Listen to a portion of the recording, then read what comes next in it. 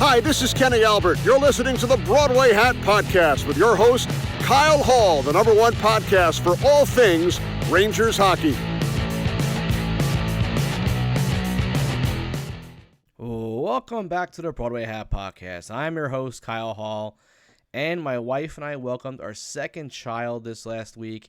It's been a crazy week for the family, and in lieu of a normal interview and episode, I decided to go back and do something I've been wanting to do for a long time, and take a look back at some of my favorite interviews with some of the members of the 1994 Stanley Cup team. Those are always the most popular interviews I have on. Anytime I get a guy from the 94 Cup team, downloads skyrocket. Everyone loves to hear the stories. So I put together a reel basically of some of my favorite clips and some of my listeners' favorite clips along the way from the 94 team. So I hope you guys enjoy this. A special episode with just 1994 Stanley Cup talk. Hopefully the Rangers get back there again this year. They had a pretty good week. We're recording this now Sunday following the Devils' unfortunate loss. But thank you to all of our listeners. Thank you to everyone who reached out that saw my Instagram post about our new baby. So thank you to everyone who reached out and said congratulations. But it's a hectic, crazy time in the Hall household. But I hope you guys enjoy this great look back at some of our best interviews we've ever had here on the show. But before we take a look at those interviews and listen to some of those great stories, I do want to tell you about a special message from our sponsors over at DraftKings Sportsbook. The NFL playoff picture is locked in, and my go-to for wildcard weekend action is DraftKings Sportsbook, an official sports betting partner of the NFL. To kick off the road to Super Bowl 57, new customers can bet just $5 and get $200 in free bets instantly. Plus, all new and existing customers can get a no-sweat bet each day of the wild card round this weekend. Just place any NFL bet of your choice, and if it loses, you'll get a free bet back up to $10. Action's so good, why bet NFL playoffs anywhere else? So that's pretty great. Huge wild card weekend. I think they call it Super Wild Card Weekend coming up. That game is Saturday, Sunday, Monday. So NFL action will be huge this weekend. Just go and download the DraftKings Sportsbook app and use promo code Broadway. New customers can bet $5 on the NFL and get $200 in free bets instantly. Only at DraftKings Sportsbook with code Broadway. Minimum age and eligibility restrictions apply. Please see show notes for details. If you or someone you know has a gambling problem, please call 1-800-GAMBLER. Or if you live in New York, please call 877-8-HOPE-NY or text HOPE-NY to 467-369.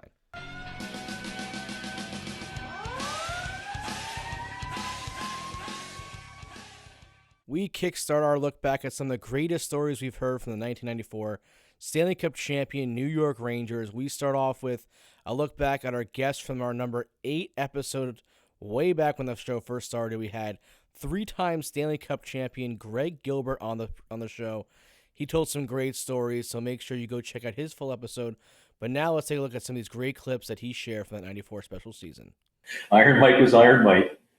You just had to get to know him, and he had to get to know you. He had to get you to know what your limitations and your parameters were, and what he could do and what he couldn't do. And once you understood Mike and where he's coming from, it was easy. I mean, he was a great coach. He's always been a great coach, but he wanted to see how far you could go and what you were willing to put up with. And when you were ready to fight back, so to speak. And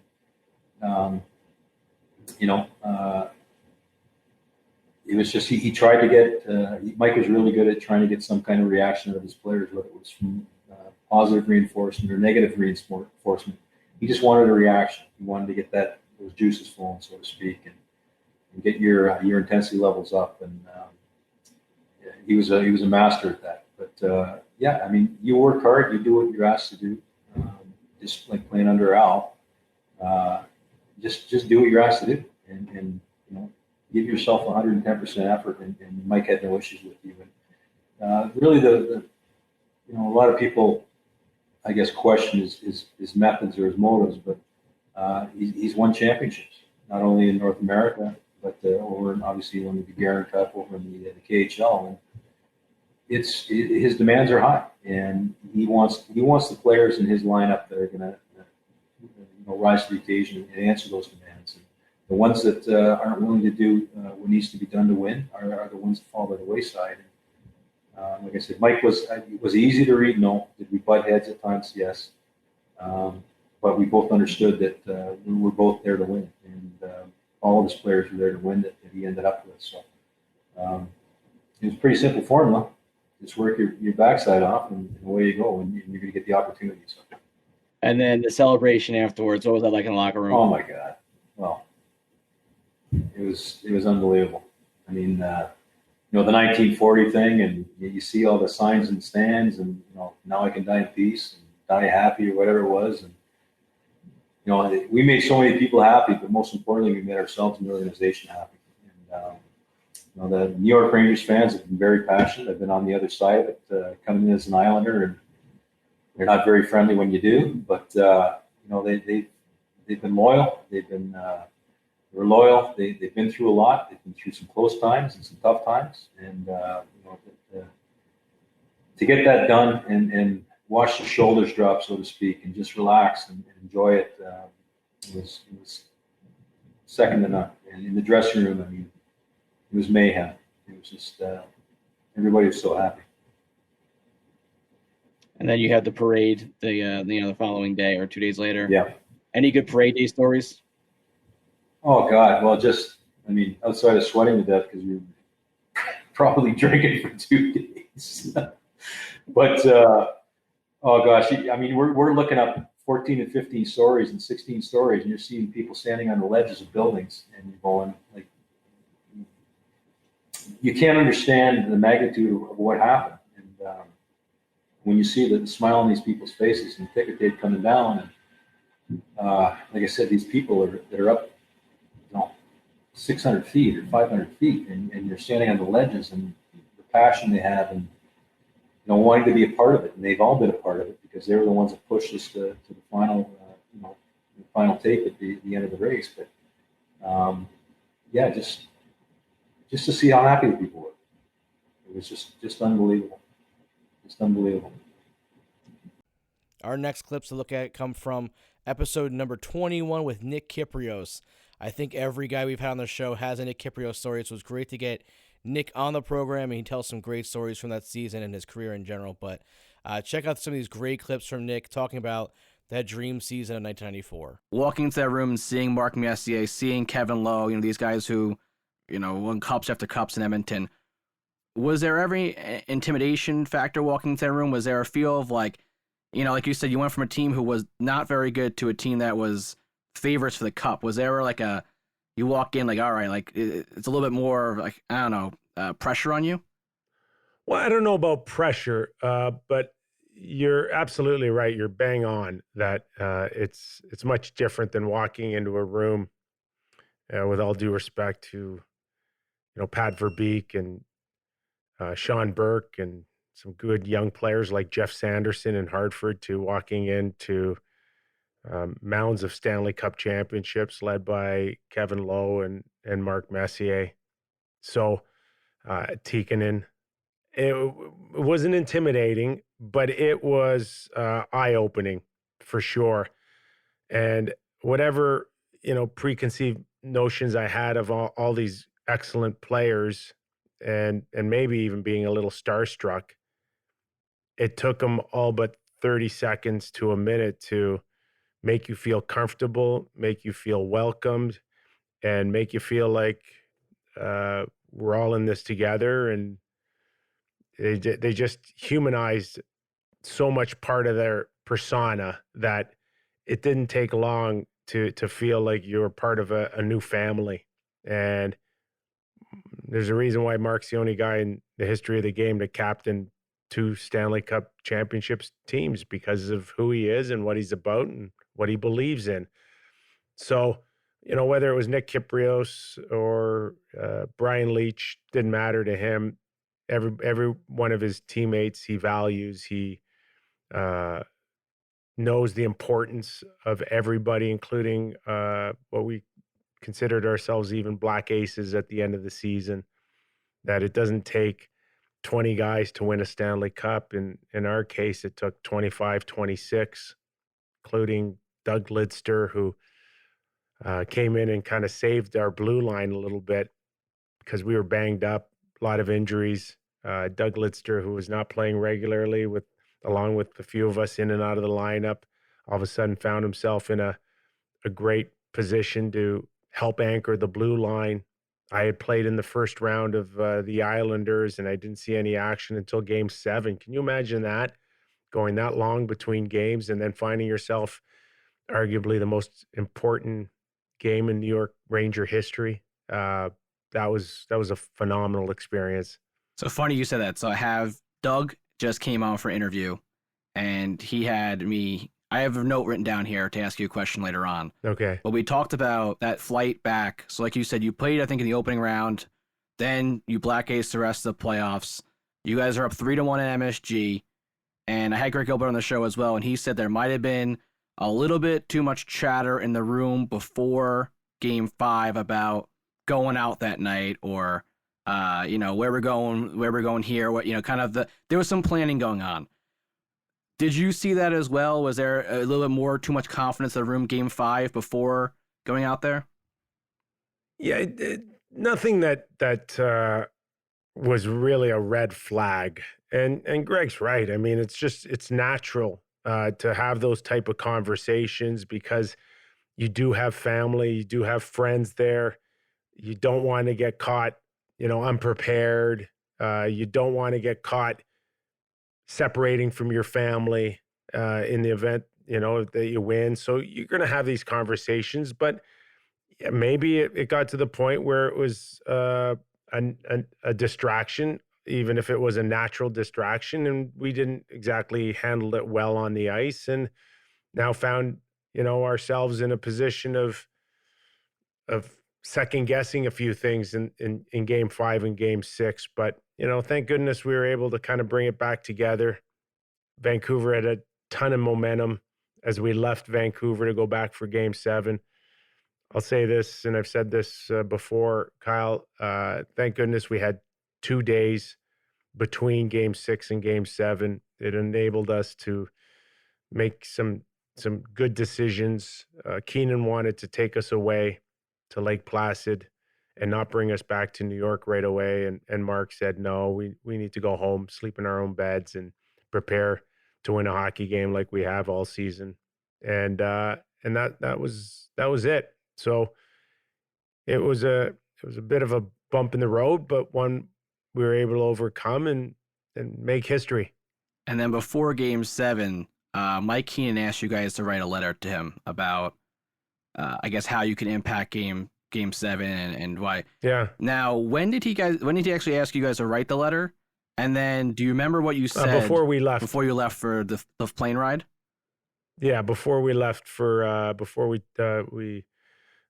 took off on the flight. So I wrote mine on the plane. I don't know about everybody else, but I wrote mine on the plane, and it wasn't much to it, Kyle. It was just why I believe that I could come in Game 7 and provide good energy. And yes, I was healthy, and yes, I didn't have the bumps and bruises of others, and maybe I could rush one or two players into a position of coughing up the puck a little earlier. But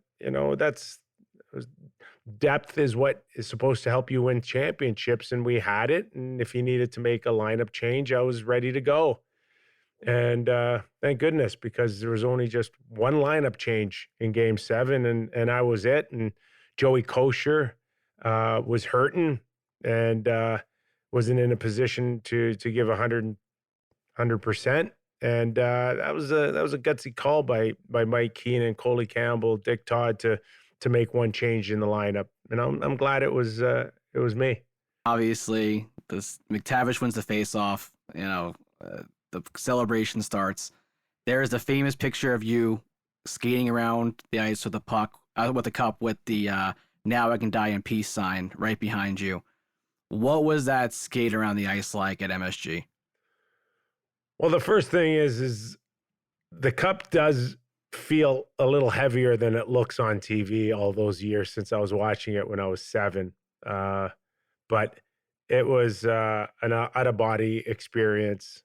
The one thing that you felt from the moment you get traded, Kyle, to the New York Rangers is the diehards of the New York Ranger fans. And we know there's millions upon millions of sports fans and Yankees, Giants, Jets, Mets, Knicks, go down the list.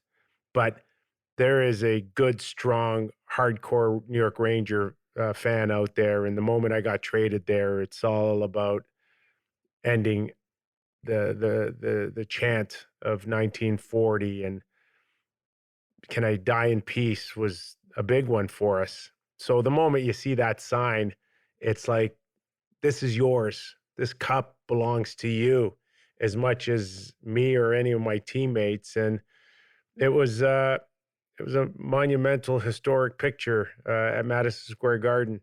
And it will stand the test of time, because that's the way people felt at the time.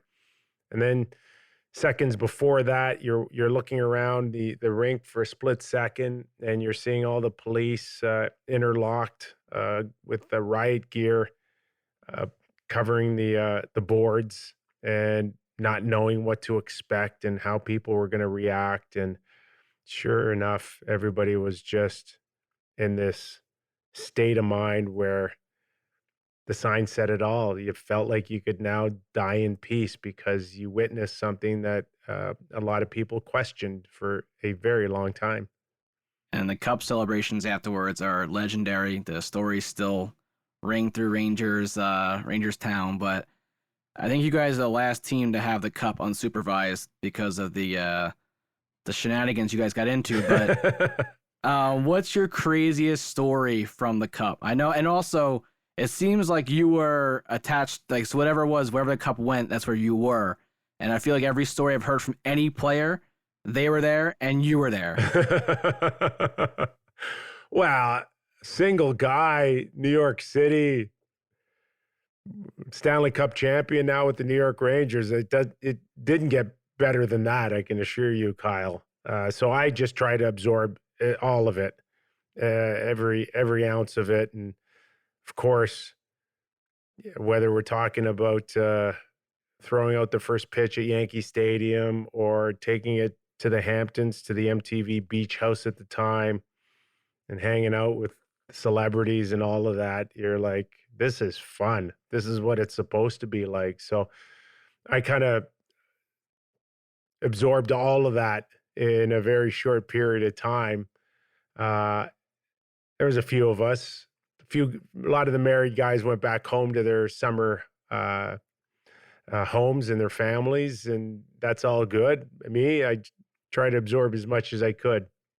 And then, again, I've heard from many, there was like 2 or 3 times the cup broke during your celebration. Yeah, there's various stories out there on who was responsible. I can assure you, I didn't break it. I think Koster did it in his garage. Like, he put it back together himself? Well, there's a few stories out there about a few of the players offering their welding experience to put the cup back together again. But I can assure you the league and the cup holder, the cup keeper, was not very happy. A gentleman out of Montreal.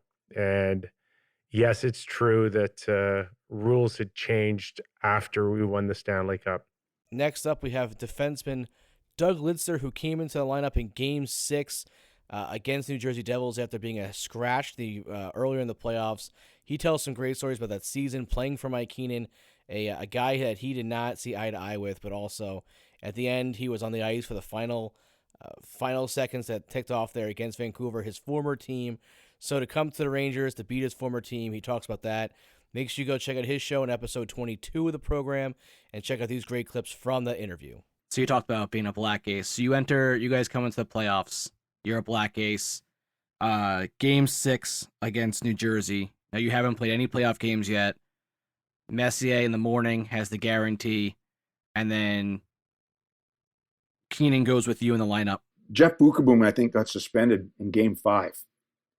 And so that was my opening to get into the lineup. And to tell you the truth, that, we were talking about it before the Aces, before that move came along, and Potsy was kind of struggling a little bit, wasn't playing too well.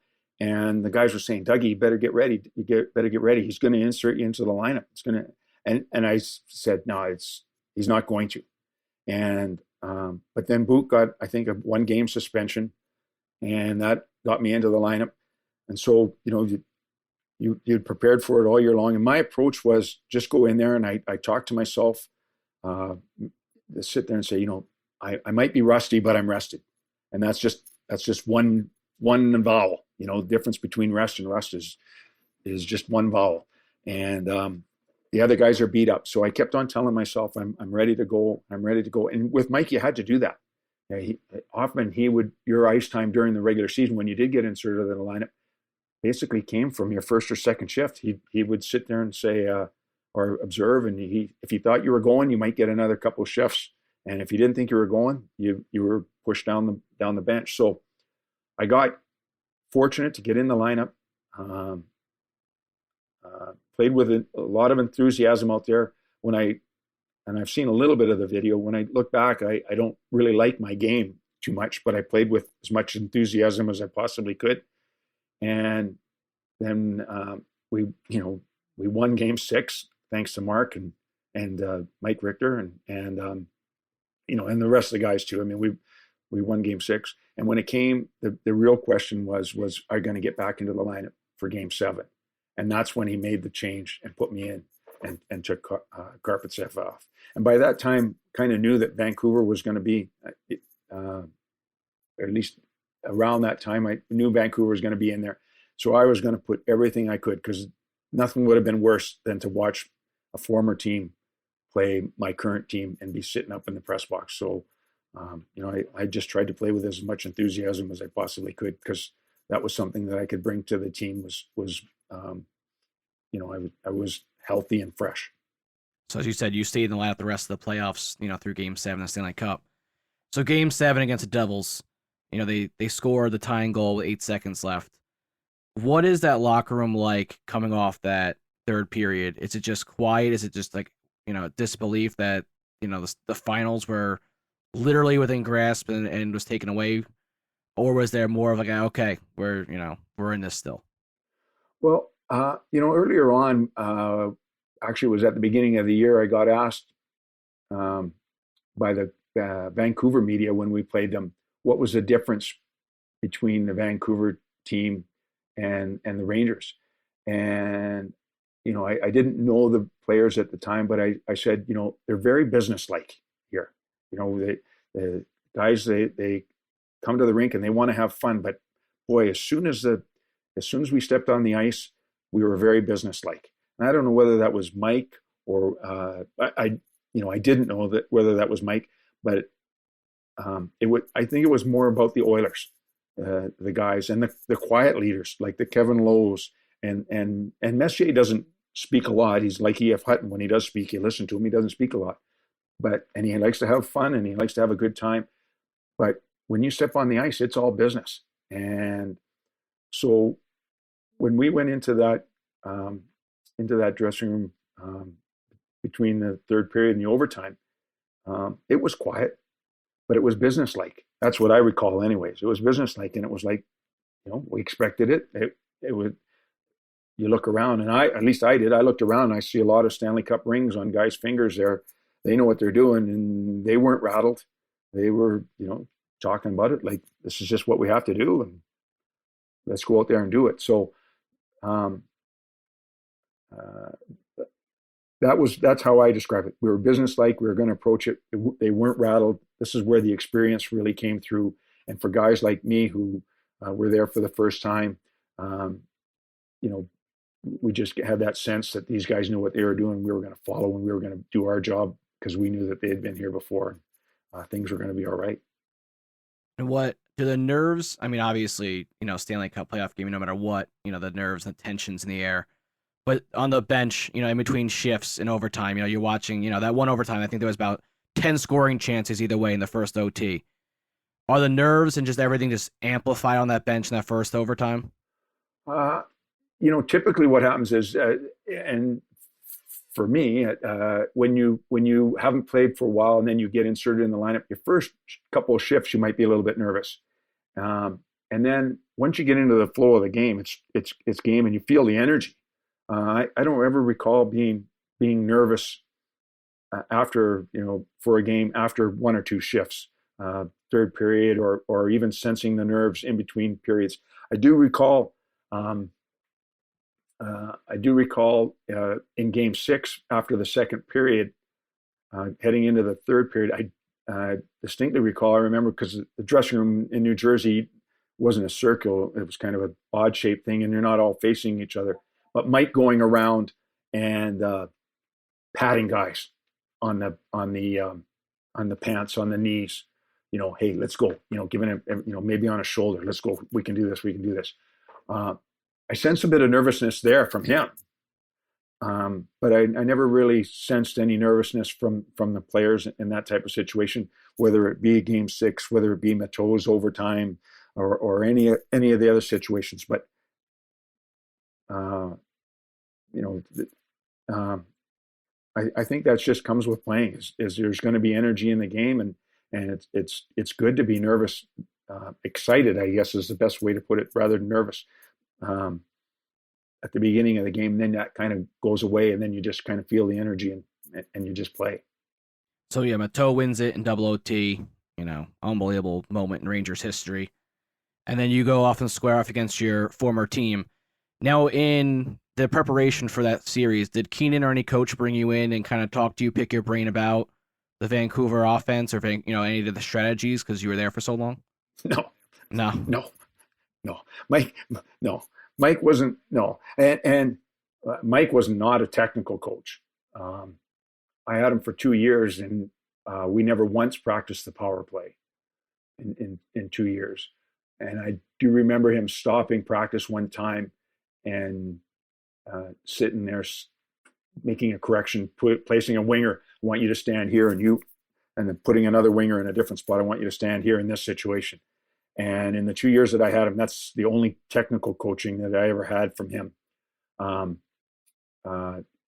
Dick and Coley, they and I've never talked to them about this, but my sense was that they always were trying to be the liaison between the players and Mike. And so, when you have a veteran team and stuff like that, they would probably liaison with the core guys. But no, they never asked me about that. The only other question, the only other question that Mike ever talked to me once was, I recall, and it was ironic. We were in Buffalo, and I got called into a meeting with the coaches. Soupy was there, Dick was there, Neil was there, and Mike was there, and they asked me about Peter Nedved, who was the team was trying to trade for. So that they asked me about that type of situation. So I described Peter the best I could, and gave him my lowdown on Peter, but that was the only time they ever asked me anything technical and stuff like that. Like I said,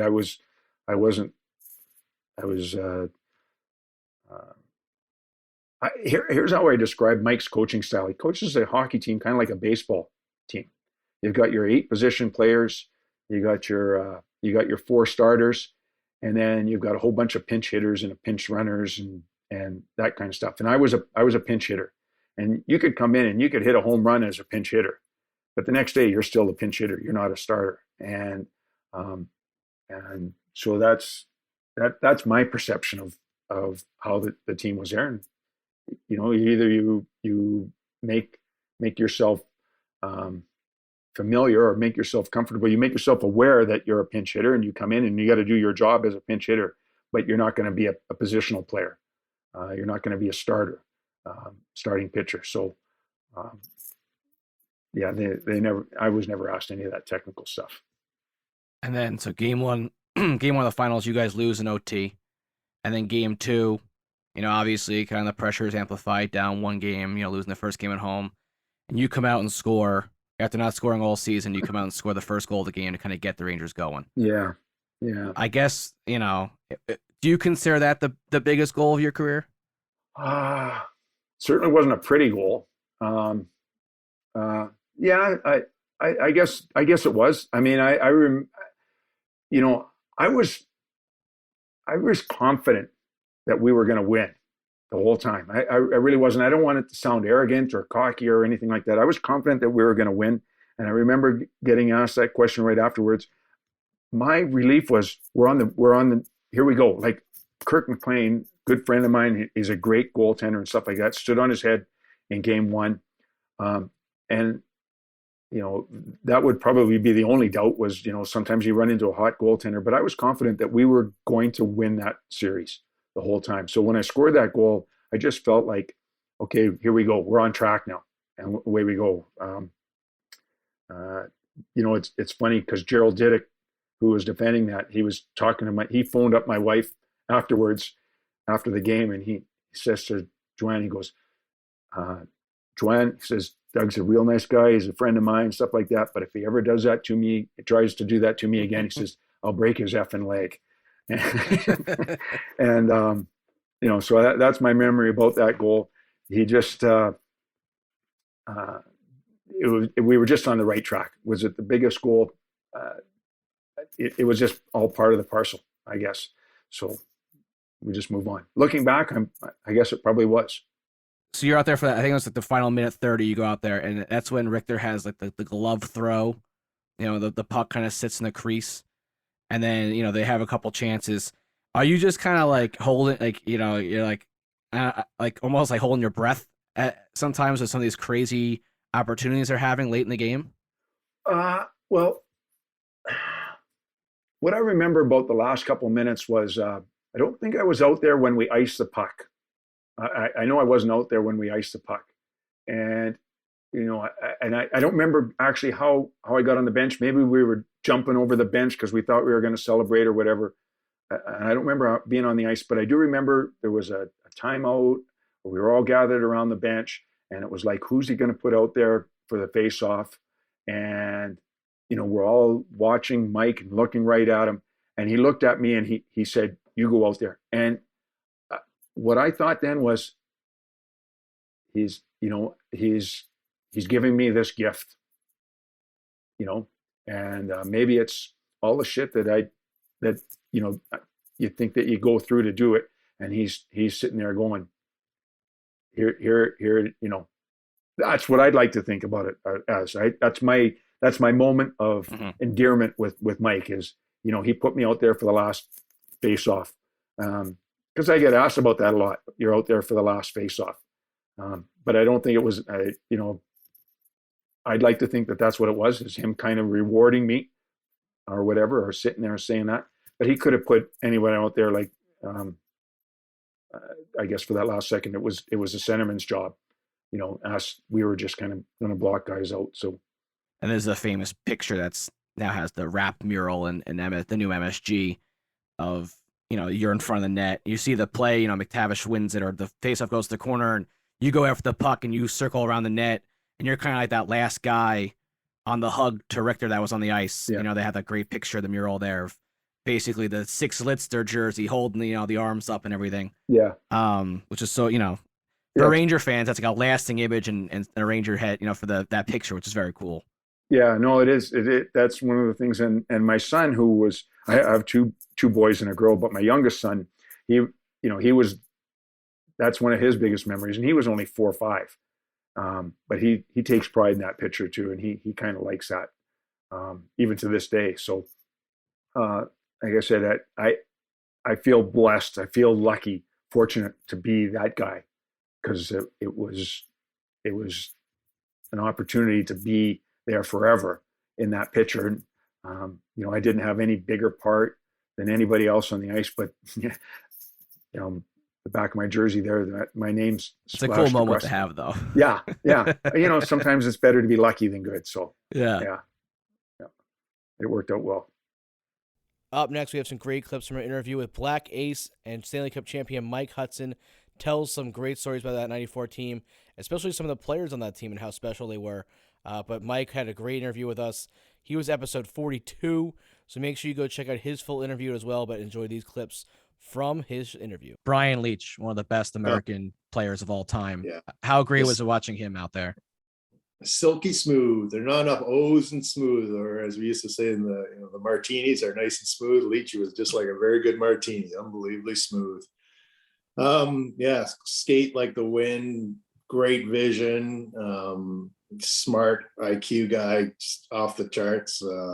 If you ever look at obviously Game 7 of that Stanley Cup final, I think the first goal of the game, it's passed between Leach and Zubov, or Zubov and Leach, I believe. And who scores the first goal in that final game? It's Leach, Zuby? right?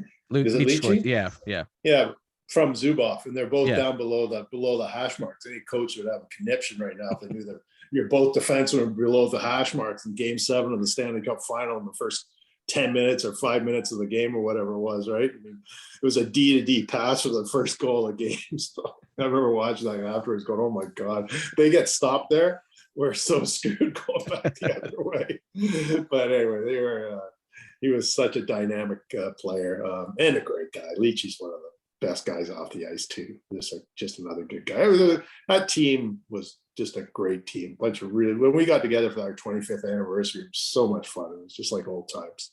You brought up Sergei Zubov's name. Yeah. One of the most underrated players. I mean, what an unbelievable season. I think he was like 4th in the Norris that year, but he does not get enough talk about how unbelievable. I think if memory serves me correctly, I think Keenan put him in the minors at the start of the year. He did. Right? Yeah.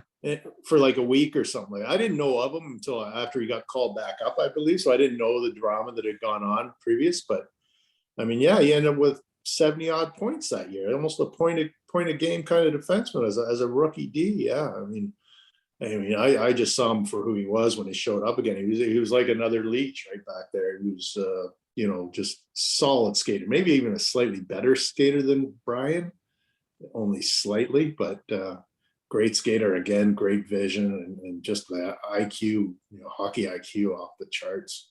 We were lucky to have him, actually, I think. Another young player who had a couple of run-ins with Keenan then was Alexei Kovalov. Obviously the famous Kovalov shift, the 2-minute shift. Yeah. The 9-minute shift, or I think it's getting better with history. History goes on, it's going to be like a 25-minute It's going to be a full minute period shift. Yeah. He scores the goal at the end of it. It's just an unbelievable story. Yeah. It's an unbelievable Keenan story and moment. Oh, it's classic Mike Keenan, though, just trying to make a point and not really. It was more important to him at that point to make the point than whatever was going on in the game. And I think we were losing the game. I think it was like I remember sitting on the bench. I think it was Hartford or something at home. I can't remember who it was, but it was not a good loss for us. Not a strong team, and at home it made it even worse. But he was going to make a point to Alexei no matter what about the length of his shifts. And I think Alexei got the point. I think Alex got the point. But boy, was he skilled though, man. I think he was probably the most skilled player on that team. You guys have the best record heading into the trade deadline, and all of a sudden 2 huge trades go down. Mike Gardner gets sent out. They bring in former teammates, former Mateau and Noonan. Glenn Anderson comes in. McTavish comes in. A young star, Antonio Almonte leaves. How shocked are you at these moves that go down? I mean, wasn't that when we Marchand before that? Was that? Marchand got traded for McTavish. Tegan. I'm sorry, Tegan. Yeah. Either Tegan or McTavish. Tick was already there. No, Tick it was McTavish. Right. Yeah, it was McTavish. Yeah. Surprised is an understatement because it was a real shaking up of the ship. But knowing Mike as well as I knew him, I wasn't terribly surprised. I mean, I was happy to see Mateau and Nunes and Mac T show up. Obviously, I had some experience with Mac T the year before at Edmonton, and obviously I had a lot of experience with Nunes and Mateau. This is my opinion. Even that season, the team always struggled against the New York Islanders. I don't know what our record was going against them that in the regular season, but it was probably only 500 kind of thing. And I think Keenan knew we were going to play them probably in the first round.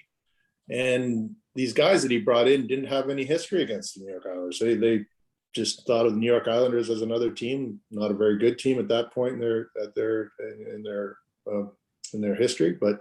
And so they're instrumental, I think, in getting us past the New York Islanders rather easily in the first round. I know Nunes and Mateau had great first rounds, and Gibby and Larms and all these guys. So But yeah, it certainly rocked everybody's world a bit. But he was looking for guys that had won Stanley Cups and knew that it was a different. He always said this: that it's a different season, right? There's a regular season and then there's a playoff season. So, and obviously your experience with Mike, you've seen him go after players, especially star players. His relationship with Gartner, was that something that was just so over the top, or was that something that kind of progressively boiled? Yeah, I mean, I remember it wasn't very good.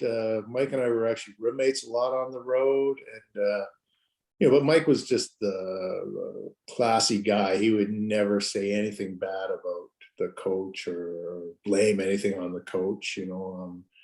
He'd been around the block many times, so yeah, it wasn't. I don't remember anything specifically. I don't remember Mike getting benched or getting scratched. I don't think he ever scratched him or anything like that. But what was Mike's production that year? Was it pretty good? I think he had like 28 goals when he got traded. He was like second on the team or third on the team in goals. Still so pretty good, right? Yeah. I mean, yeah. So, it might have been personal. I don't know. That playoff run. Any stories from that playoff run leading up to the Cup? Well, I can tell on air, probably not, but no. I think one of the ones I always remember is when we lost that damn game 4 in Washington. We had them 3-0 and managed to lose game 4, and how mad Mike was after that game, how upset he was. And we came back and absolutely smoked him in game 5. But I'll never forget. I knew we were on something special at that time. Then, of course, against the Devils, that was a huge battle because Martin Brodeur really broke out that playoff, didn't he? I mean, he played unbelievable for the Devils. And I think he was a rookie back then, if I'm not mistaken. Yeah, it was either his first or second, maybe his first full season. Yeah. Yeah. And so, not that he came out of nowhere, but it certainly caught us off guard a bit. And of course, getting down against them and having to go in there and win that game 6 and then I think we were even losing after the first period of game 6, 1-0 or 2-1, I can't remember. And so and obviously Mark calling the win. It was just huge. Yeah, that was a pretty exciting game. And then of course the double overtime with Matty in that game 7. I still see that goal all the time. It's so good. He just comes around, puts it off his stick. It's great. And not to be lost in that, the Mike Richter performance in game 6 too, how good he was in that game. Oh yeah. That's right. He kept us in that game, right? I mean, you're right. Yeah, I forgot about that. Yeah. He was so good that whole playoff run. Obviously you played with some unbelievable goalies, him, Belfour, and some other ones, but 2 unbelievable playoff goalies that played so well. Yeah. No, he was fantastic that whole run. Consistent, just consistent. Like even the games we lost where it was it's a lot higher scoring back then. It seemed to be. The games against Vancouver, most of those games were 4-3, if I'm not mistaken, or even 5-4. Yeah, Mike would still be standing on his head, right? And so Kirk McLean, both of them both had great playoff runs there. So you guys win the Cup that night. What's the Cup? Any Cup celebration stories? No, I mean we were obviously a great party in Madison Square Gardens afterwards for a couple hours, and then of course up at the bar on the Upper East Side, the auction house. Those guys, I had all sorts of friends in from out of town, and the Cup was just making the rounds around the bar. It was so much fun. Yeah, no, it was a great night. And then a whole bunch of us, like Noons and we all crashed back at the hotel by Madison Square Gardens and woke up the next morning and we were watching the TV actually because they were showing the riots in Vancouver. We were like, oh my God, can you believe they're rioting in Vancouver? New York, you thought the place where they would riot. But yeah, it was kind of cool. And then we caught up with the cup the next day with Mess and gave it to us for a couple hours after he took it to the basketball game, I believe. He was at the finals, Houston against the Knicks, right? Yep. I believe. Yep. And so Mess gave it to us gave it to Noons and I after halftime at the basketball game. So we had it for a couple hours ourselves. It was great. Walking down 4th Ave we were Madison or something like that. We were on the east side. I remember walking down the street with the Cup. It was so much fun. I feel like everyone has a parade day story. Do you have a parade day story? Yeah. It was hot. I never forget it. God, was it hot. We'd had a couple hard days of partying, so we're all feeling the effects pretty badly.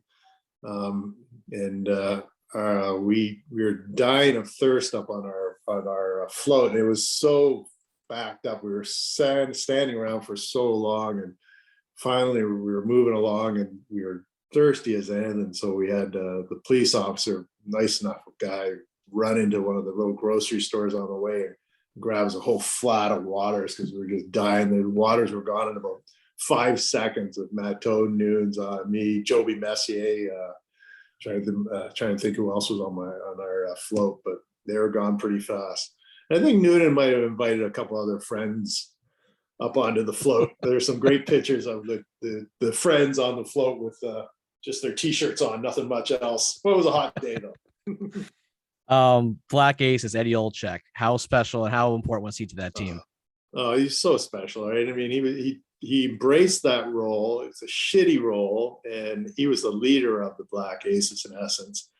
And he brought a smile to your face every day. And if you felt crappy about yourself, he reminded you what you were doing and how lucky you would be doing what we were doing, and get on with your life in the nicest way possible without swearing. Up next, we have another Black Ace, Mike Hartman, who joined the show. He was episode number 45. Mike tells some great stories about those great characters on that Rangers team, and he shares some great behind-the-scenes stories that you won't hear anywhere else. So make sure you go check out Mike's full interview, episode 45, and check out these great clips that he shared with us. Do you have a favorite story from that team? There's a lot of great stories. It all depends. A funny story, great story. I mean, there's different, man, I remember so many different, depending if it, like, guys going out of your way for you to do anything they can for you. We have that type of story. Let's hear a funny one. Let's get a funny one. Well, Eddie Olczyk went into talk to Mike Keenan. It was not an open door policy. And I remember saying, I don't think you should go in there. Because Hardy, mind your own business. He was in one of those moods. And Eddie's a real positive guy. I played in Winnipeg with him. He's a great guy. So Eddie goes into the room to talk to him. And Eddie didn't even take he wasn't in his hockey underwear. He just went right in the office. And he said, Mike, he goes, can I talk to you? I think he went right in the door. Mike just looked at him and says, I'm better than this. I scored 40 goals. I could play. I'm getting treated like crap. He says, Eddie, are those alligator shoes you're wearing? Where did you get those? And Eddie said, I'm serious, Mike. He goes, so am I. He goes, Eddie, your role now is to stretch the guys in the morning and do your job on the ice. Provide the energy of stretching the guys.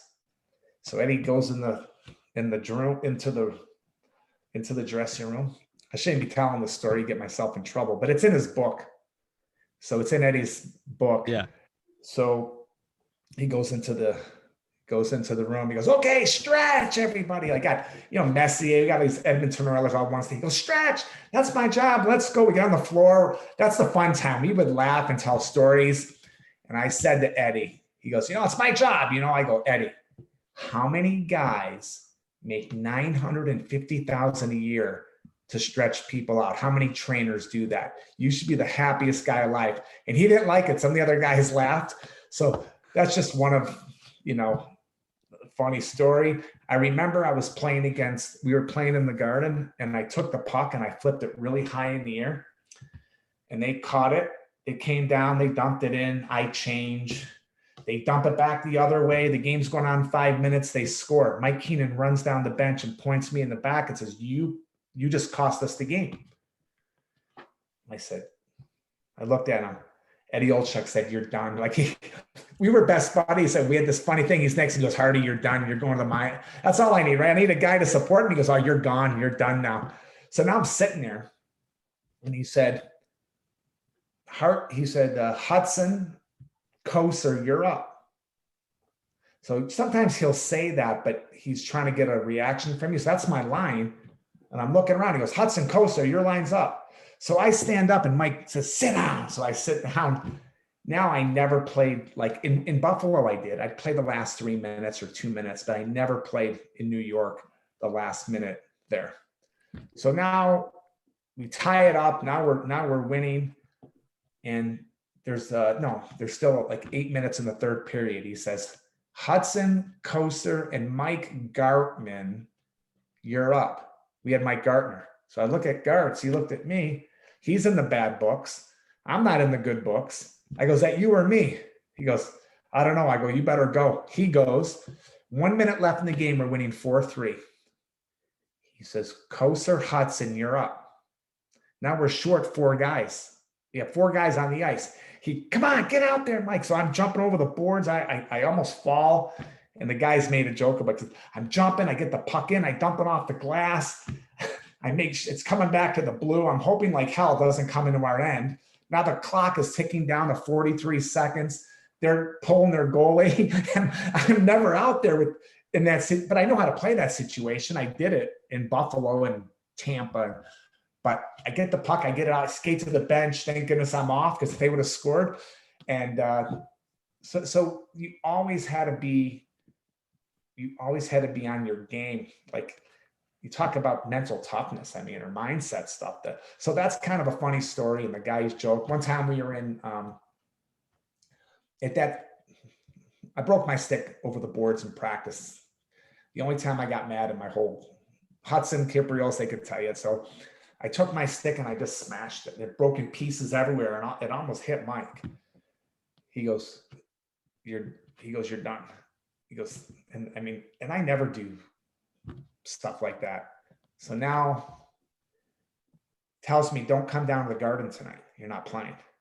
So that means you're put on waivers. You're gone. So I go, oh boy, I'm done. I said, I'm done. It's my fault, like not Mike's fault. So I'm not sitting here. That was my stupidity. I've never done anything like that in my career. It's not even my character to get mad. Calls me. He goes, sit by your phone. Don't sit by your phone. We're going to call you tonight. So they call me at 5:00. They said, you're coming to play. We're playing the Islanders. He goes, come down. You're playing. I go, I'll never get there in time. Even if I took the train, coming from Bronxville, how am I going to make it? I get there 4 minutes before warmups. So I put my stuff on really quick. I go out there and I play a ton. Well, the next night I don't dress in Boston. The following night I play one shift.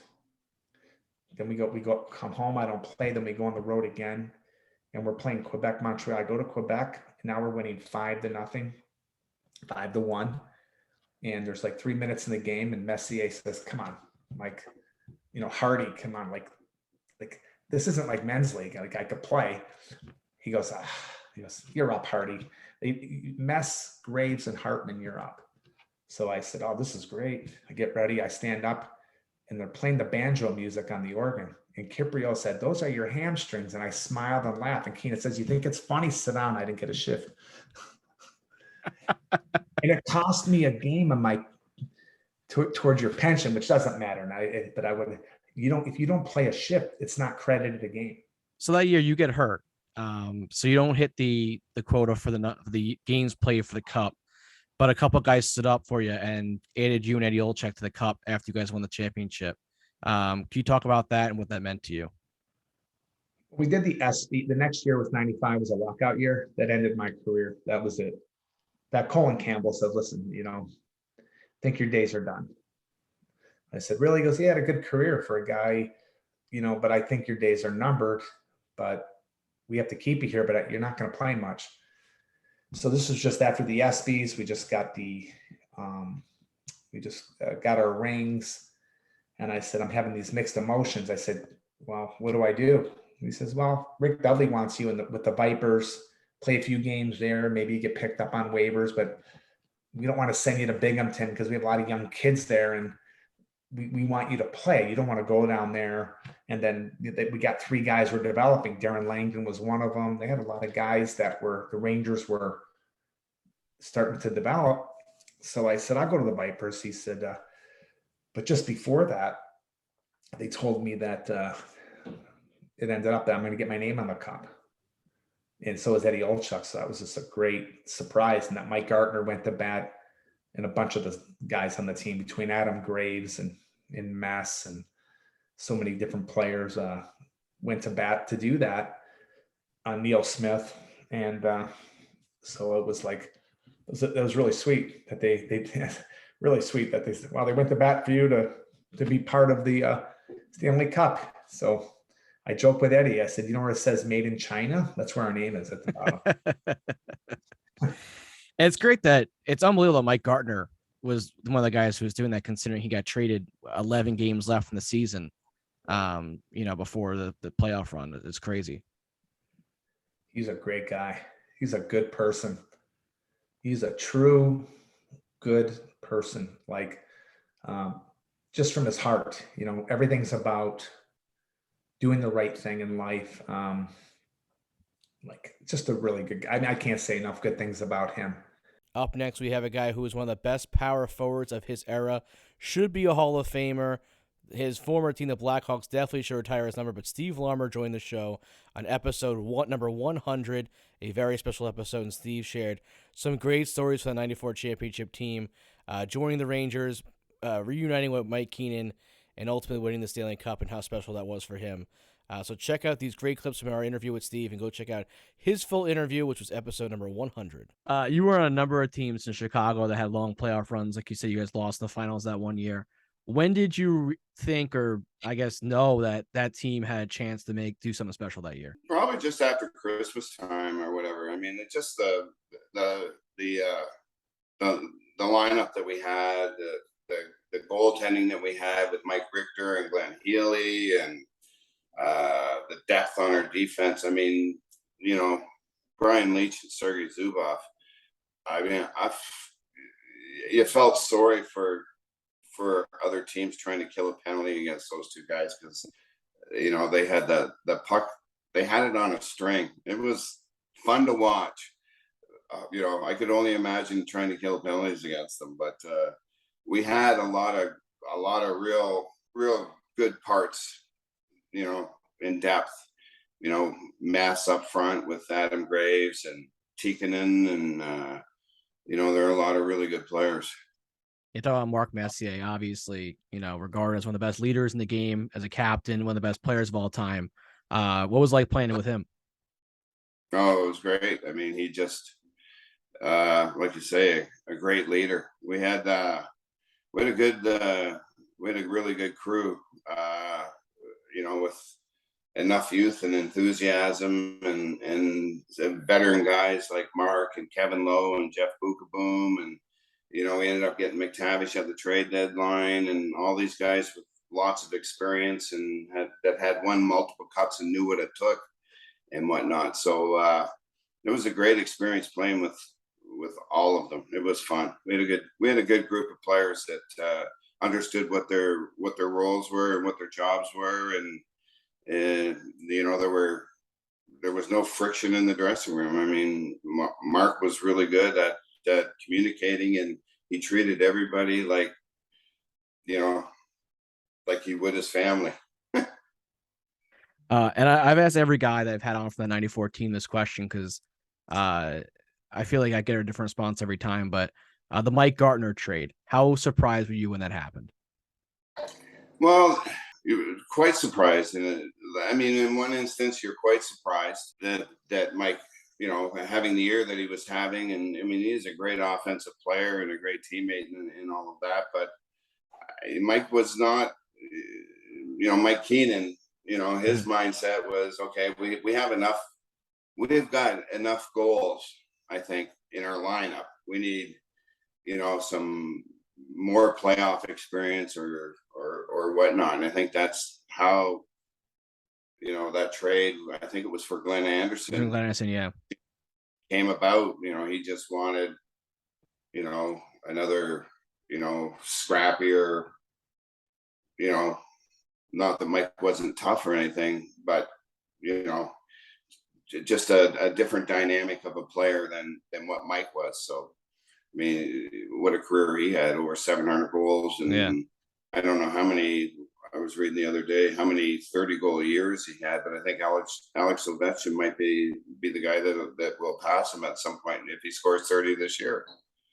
And also they pick up two of your former teammates, Mateau and Noonan as well, the deadline. So it had to be cool to see those guys get brought into the fold there. A couple more Chicago guys that came into the New York team. Well, and yeah, and I mean, but that Mike always, like, we had, Greg Gilbert Mm-hmm. Yeah. come and played in Chicago with Mike. I mean, he had won cups in Long Island, and then we pick up Mike Hudson, Brian Noonan, and Stefan Matteau and stuff like that. And Mike liked those guys. They were grinding wingers that were strong on the boards, and would make the right play at the right time, and play the body, and what you need to do in the playoffs in order to be successful. So there was a comfort level in having those guys come in, for me especially, but for everybody else, because they were the right kind of players that we needed at the right time. So I had Greg and Mike both on the show before, and they were obviously there in training camp when Keenan first came in, and they said they're the two most popular guys in the room because everyone was asking them questions about what to expect, and they heard all these, not horror stories, but all these stories about Mike's training camps and everything. So you missed out on all those questions apparently, but I'm sure guys came to you during the year and kind of were like questioning maybe what his style of coaching during the year. Oh, for sure. But that was, and I think he was different. Mark had a really good beat on the dressing room, and I think a good relationship with Mike, that that they could talk. Mark could get him to back off when he needed to back off, and then Mark would let him come in and bark a little bit and stuff like that. So I think they had a good enough relationship where it was, they could handle the dressing room and all of the players in the proper way, which I think what happened. I thought about missing Game 6 against New Jersey. You guys go down 3-2, go to New Jersey. He has the guarantee. What were your thoughts going into that night, seeing that he guaranteed a win? Well, I don't think any of us knew that he did that until we woke up the next day. You're really not, the playoffs isn't the time of year to read the newspapers or watch the news or sports or anything like that. So you kind of stay away from it, because you don't want anything getting in your head, right? But no, it was quite the effort, and you talk about a leader, and Mark wasn't one just to talk and to hear himself talk, or when he spoke, which wasn't all the time, but it was enough to catch everybody's attention. But he also went out and he could deliver. Mm-hmm. And he'd been doing that his whole life. I remember playing them in the playoffs one game against Chicago and Edmonton one year when we made it to the semifinals or whatever, and I think they went on and they that was the year they won the cup without Wayne. But we had them on the ropes, I think. And if we'd have won the third game, I think we would have went up 2-1 and put ourselves in a better position or whatnot. And I remember talking to Jeff Bukaboom about it, because I never played against a guy that seemed to be as possessed as he was that night. And I said, Book, what did he say all day? Like, how was he? And Book said he was quiet. He didn't say nothing in the pregame skate. He didn't say nothing at the meal. He didn't say anything. The only thing he said before they went out for the first shift of the game was, we can't take stupid penalties against this team because their power play is killing us. So his first shift, what does he do? He cross-checks Dougie Wilson in the head, almost takes his head. Like in today's game, it would have been a 5-minute major and a 10-game suspension, 2 minutes for high sticking, right? Gets out of the penalty box the next shift. He breaks the stick, slashing it over somebody's arm, 2 minutes for slashing, right? Would have been a suspension in today's game, but not back then. And after that, nobody went near him. But that was one of the most intense performances. And I mean, he just looked right through you. He didn't even know you were on. You stand right in front of him, and he wouldn't even see you. He was just looking so far beyond that. It was incredible. So Book and I have a couple of good laughs about that. So, Game 7, one of the greatest moments in Rangers history. Well, leading into the other Game 7, which is probably the greatest, but Game 7, Matteau scores in double OT. How incredible was that? Just watching that moment. Oh, it was fabulous. Just that's what you live for, you know, and to give ourselves a chance, to get into the finals and stuff like that. And just a great effort by Stefan Matteau. But I think that's defined how our team played in the playoffs that year. It was just every game was different, and every series was different, and we just stuck to what our game plan was. And if it didn't happen immediately, we knew if we kept working it, over time it would happen. So New Jersey was known for grinding teams down and jumping on their opportunities and stuff like that. And we kind of played a similar game against them and took advantage of the chances we had. The Stanley Cup Finals against Vancouver. You actually scored the first goal of the series, your first of 4 goals in game 1. Unfortunately, you guys lost in OT, but then you won 3 straight. But I got to ask about game 4. You guys are down 2-1 in Vancouver, and Bure gets the penalty shot on Richter. What kind of momentum did the team get from that save? Obviously, one of the best, probably the best save in Rangers history when you hear the whole call and everything. Yeah, no, it's incredible. And you can't win championships without, great goaltending and great defense. And, Ricky, he right through the whole playoffs, he stepped up and delivered the goods when we needed them. He made great saves at the right time for us in order to, give us time to, whether it's early in the game to get your legs going and get your shit together so that you can, get on the board or whatever. But no, he stood tall every game. And I think you were one of the first guys to hug him. And you said something to me. You laughed afterwards. I don't know if you remember what you said to him, but whatever you said to him, he started laughing afterwards. So he went from game face to laughter because of you right after that save. I don't know. I think part of playing this game is having fun, right?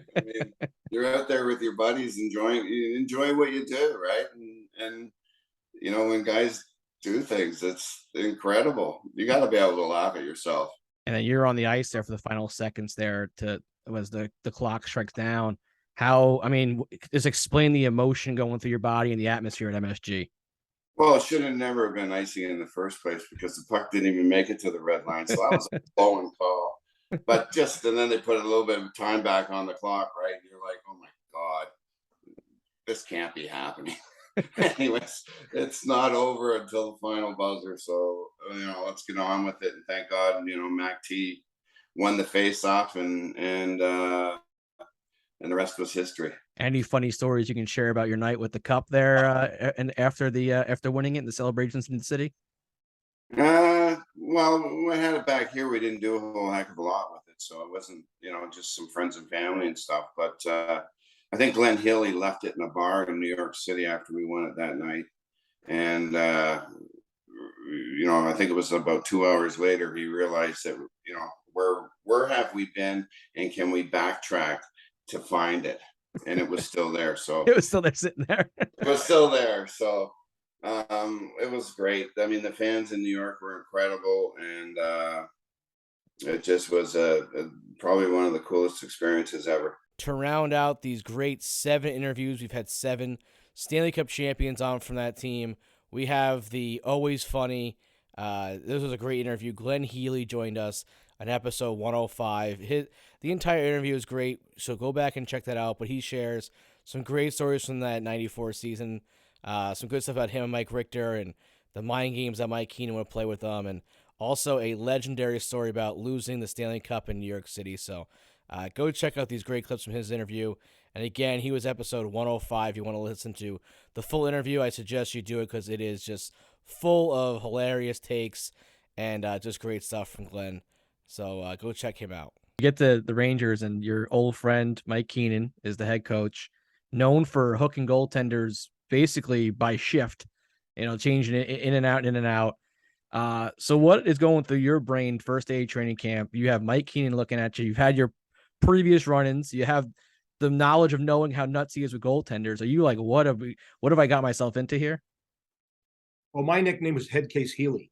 So if you think he was a head case, then I wasn't about to let him delineate any line in the sand to me. I'm going to put the line in the sand. This is the line you don't cross.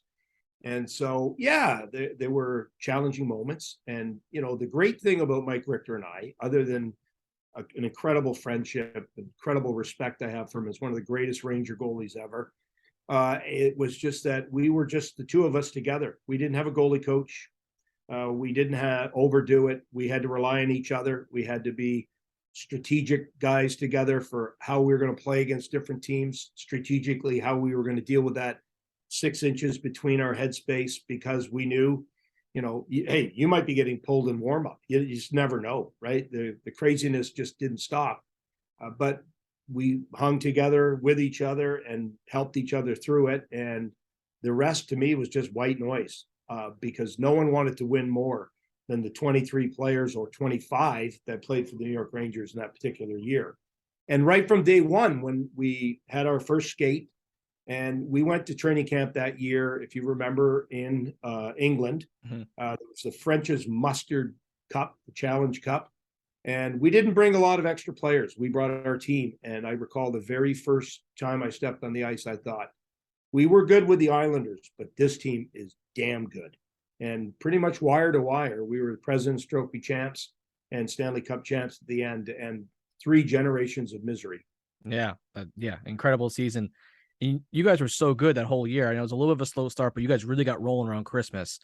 And I ask every guy from the team this question because I think it was a shock, not only to Ranger fans, but to the team as well when Mike Gartner got traded. What was your reaction to that trade? Well, if you recall, that we made that wasn't just the one trade. We made a lot. Yeah. The deadline, and we were one of the best teams in the league. We were the best team in the league. We flew from New York to Calgary. Everyone's aware when you play in the NHL when the deadline is. You're acutely aware because you don't really want to be traded, especially where you're on the best team in the league and you got a chance at a cup. And I can recall getting on the bus in Calgary to practice that morning, and we had made a bunch of trades. Todd Marchant got traded. We had traded for Craig McTavish. We just, again, numerous deals. And sitting there with about 12 of us on the bus and thinking, wow, they really loved our team, didn't they? They really loved us. So we were the,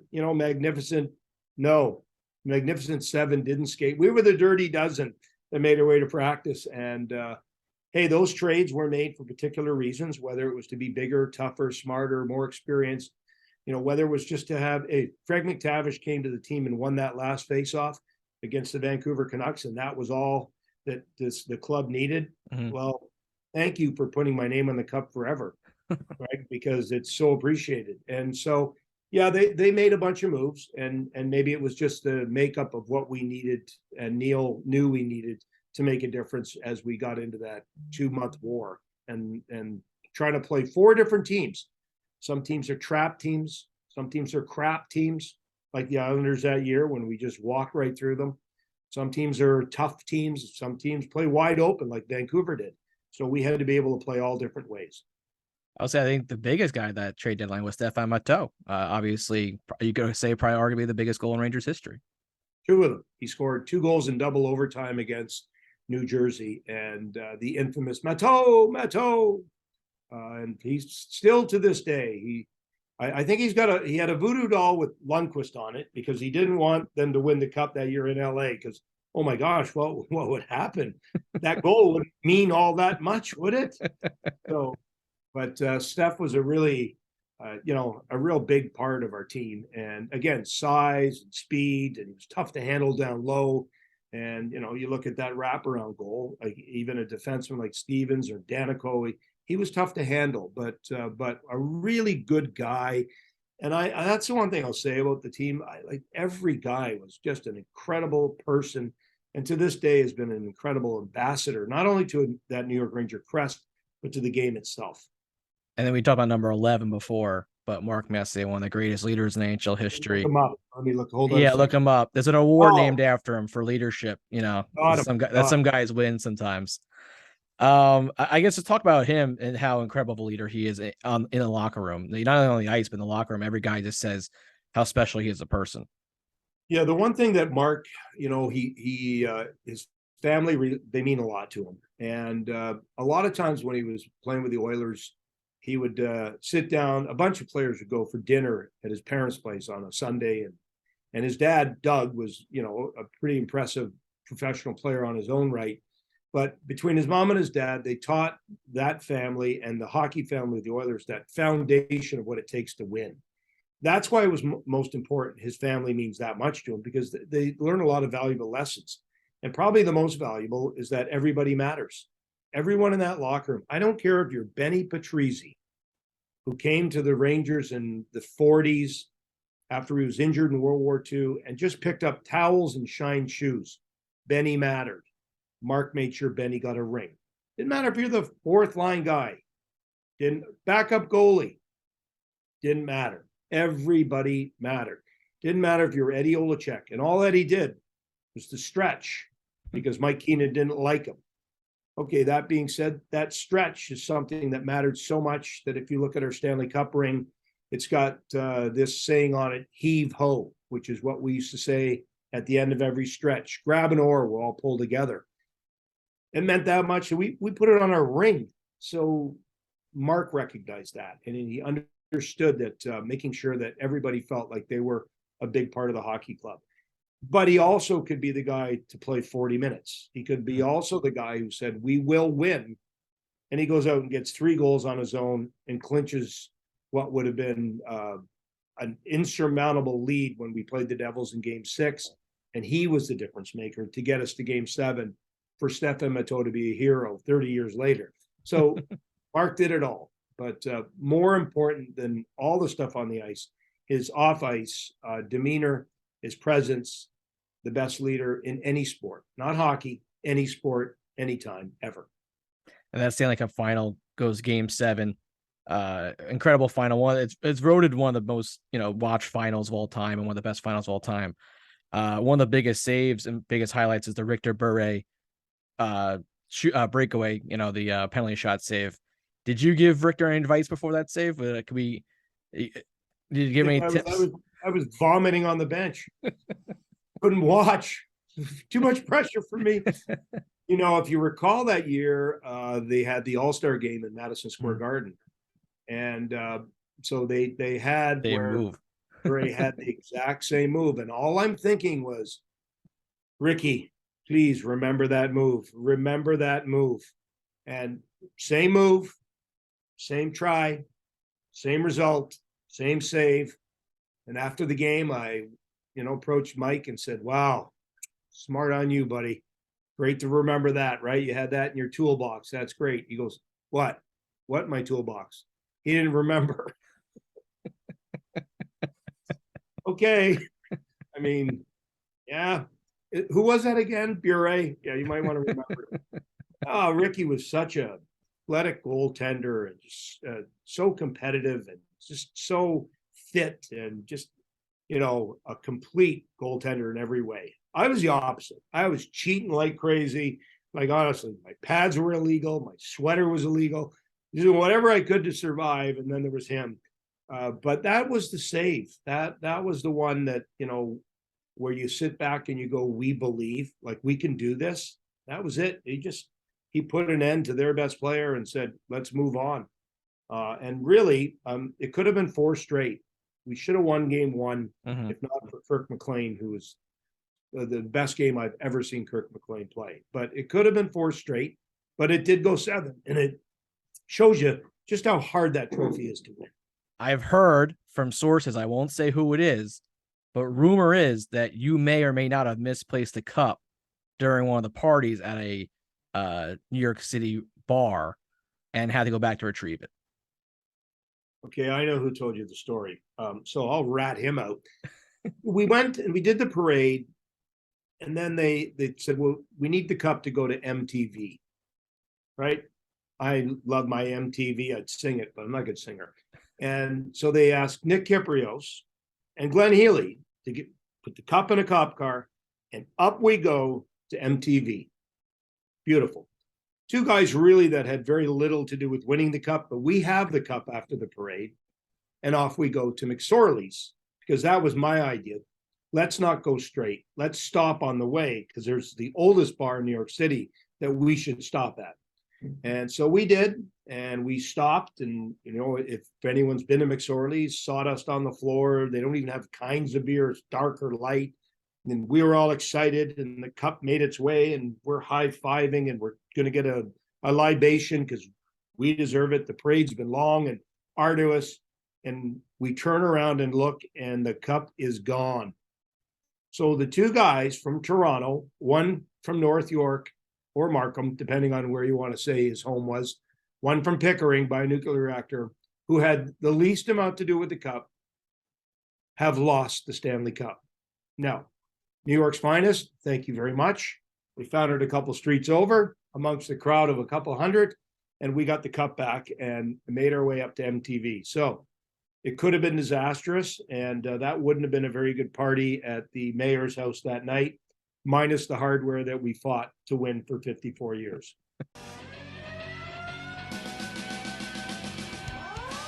And I hope everyone enjoyed a look back there. Some of our best interviews, some great guys there. It's been incredible to have that many players from the 94 Stanley Cup team on and to hear those amazing stories. Obviously, I can hear it all day long. Almost any Ranger fan, that's their team, the 94 team you fall in love with, and those players. So it's been incredible to get to know some of them, hear some of the amazing stories, hear the parade stories, hear the partying stories, hear the Mike Keenan stories. It's awesome. So I cannot thank all those guys enough for coming on the show.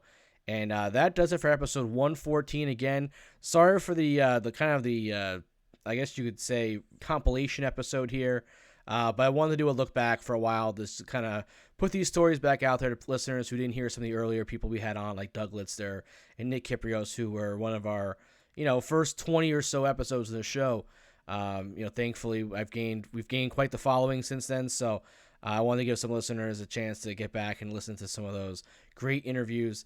And because of that, thank you to all of our subscribers and anyone who's left a 5-star review on the podcast. If not, please go find the show on Apple Podcasts. Leave us a 5-star review there. Every 5-star review that is left, $1 donation is sent to Alex's Lemonade Foundation. So please go on there, help the amazing cause. Alex's Lemonade, they actually posted about us on their Twitter feed twice in the last month or so, thanking our listeners for donating money or for leaving the reviews to donate money. So thank you everyone who's done that. If you haven't, please take literally 30 seconds of your day, go on, leave a 5-star review, and help that amazing cause fight pediatric cancer. Make sure you go and find us on Spotify, leave us a 5-star review there. You can find the show on Google Play, Pandora, Amazon Music, anywhere you get your podcast, you can find us there. Make sure you follow us on social media on Twitter at Broadway Hat Pod. You can find my personal Twitter account at KHallNY for all New York Ranger updates. You can also find the show on Instagram and Facebook at the Broadway Hat Podcast. And thanks so much for listening. We'll be back to our normal programming next week. And have a great week.